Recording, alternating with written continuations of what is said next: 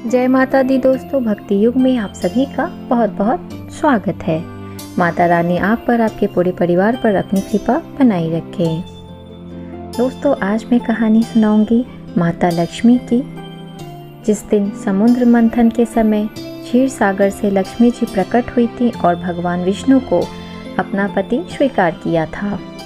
तो बोलिए माँ लक्ष्मी की जय, माँ लक्ष्मी की जय, भगवान विष्णु की जय। तो कथा इस प्रकार है। एक बार भगवान शंकर के अंशभूत महर्षि दुर्वासा पृथ्वी पर विचार कर रहे थे। घूमते घूमते वे एक मनोहर वन में गए। वहाँ एक विद्याधर सुंदरी हाथ में पारिजात पुष्पों की माला लिए खड़ी थी। वह माला दिव्य पुष्पों की बनी थी। उसकी दिव्य गंध से समस्त वन प्रांत सुवासित हो रहा था। दुर्वासा ने विद्याधरी से वह मनोहर माला मांगी। विद्याधरी ने उन्हें आदर पूर्वक प्रणाम करके वह माला दे दी।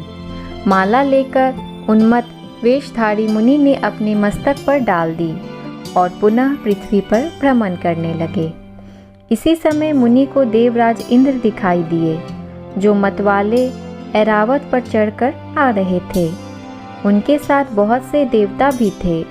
मुनि ने अपने मस्तक पर पड़ी माला उतारकर हाथ में ले ली।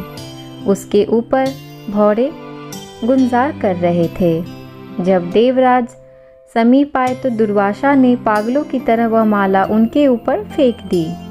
देवराज ने उसे ऐरावत के मस्तक पर डाल दिया।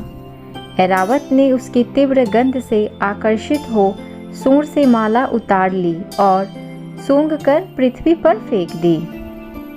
यह देख दुर्वासा क्रोध से जल उठे और देवराज इंद्र से इस प्रकार बोले, अरे ओ इंद्र, ऐश्वर्य के घमंड से तेरा हृदय दूषित हो गया है। तुझ पर जड़ता छा रही है, तभी तो मेरी दी हुई माला का तूने आदर नहीं किया है। वह माला नहीं, श्री लक्ष्मी जी का धाम थी। माला लेकर तूने प्रणाम तक नहीं किया। इसके लिए तेरे अधिकार में स्थित तीनों लोक की लक्ष्मी शीघ्र ही अदृश्य हो जाएंगी। यह साफ सुनकर देवराज इंद्र घबरा गए और तुरंत ही ऐरावत से उतारकर मुनि के चरणों में पड़ गए। उन्होंने दुर्वासा को प्रसन्न करने के लिए लाख चेष्टाएं की, किंतु महर्षि टस से मस न हुए। उल्टे इंद्र को फटकार कर वहां से चल दिए। इंद्र भी ऐरावत पर सवार हो अमरावती को लौट गए। तब से तीनों लोगों की लक्ष्मी नष्ट हो गई। इस प्रकार त्रिलोकी के श्रीहीन एवं सत्वरहित हो जाने पर दानवों ने देवताओं पर चढ़ाई कर दी। देवताओं में अब उत्साह कहाँ रह गया था। सबने हार मान ली। फिर सभी देवता ब्रह्मा जी की शरण में गए।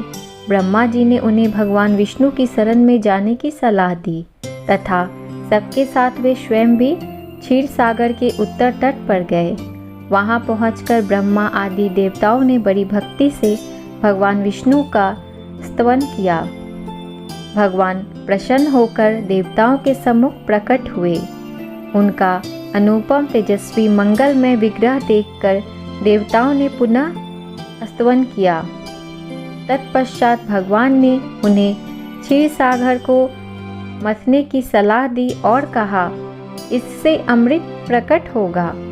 उसके पान करने से तुम सब लोग अजर अमर हो जाओगे। किंतु यह कार्य है बहुत दुष्कर, अतः तुम्हें दैत्यों को भी अपना साथी बना लेना चाहिए। मैं तो तुम्हारी सहायता करूँगा ही। भगवान की आज्ञा पाकर देवगण दैत्यों से संधि करके अमृत प्राप्ति के लिए प्रयास करने लगे। वे भांति भांति की औषधियाँ लाए और उन्हें क्षीर सागर में छोड़ दिया। फिर मंदराचल पर्वत को मथानी और वासुकी नागराज को नेति रस्सी बनाकर बड़े वेग से समुद्र मंथन का कार्य आरंभ किया।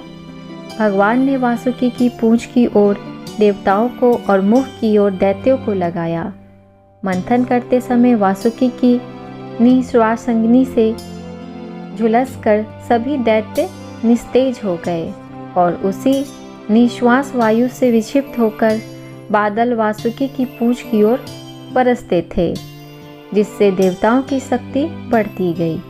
भक्त वत्सल भगवान विष्णु स्वयं कच्छप रूप धारण कर क्षीर सागर में घूमते हुए मंदराचल के आधार बने हुए थे। वे ही एक रूप से देवताओं में और एक रूप से दैत्यों में मिलकर नागराज को खींचने में भी सहायता देते थे, तथा एक अन्य विशाल रूप से जो देवताओं और दैत्यों को दिखाई नहीं देता था, उन्होंने मंदराचल को ऊपर से दबा रखा था। इसके साथ ही वे नागराज वासुकी में भी बल का संचार करते थे और देवताओं की भी शक्ति बढ़ा रहे थे।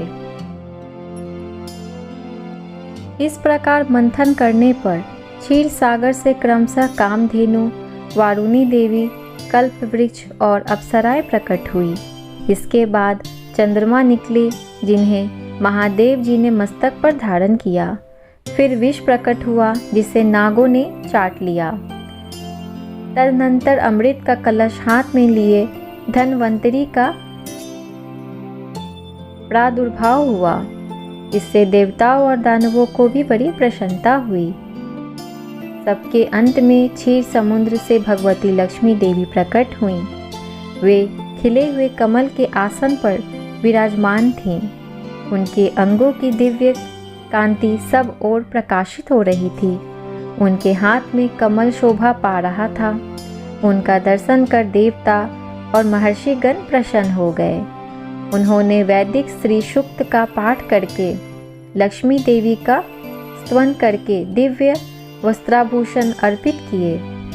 वे उन दिव्य वस्त्राभूषणों से विभूषित होकर सबको देखते देखते अपने सनातन स्वामी श्री विष्णु भगवान के वक्षस्थल में चली गई। भगवान को लक्ष्मी जी के साथ देखकर देवता प्रसन्न हो गए। दैत्यों को बड़ी निराशा हुई।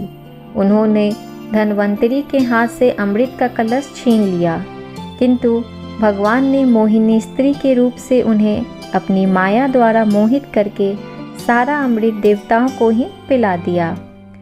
तदनंतर इंद्र ने बड़ी विनय और भक्ति के साथ श्री लक्ष्मी जी ने देवताओं को मनोवांछित वरदान दिया।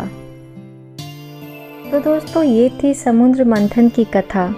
दोस्तों, आपको ये वीडियो अगर अच्छी लगी हो तो मेरे वीडियो को एक लाइक ज़रूर दें और अपने दोस्तों के साथ ज़रूर शेयर करें। और अगर आप मेरे चैनल पर नए हैं तो मेरे चैनल को सब्सक्राइब कर लें। मैं इसी तरह की जानकारी लेकर हमेशा आती रहती हूँ। धन्यवाद।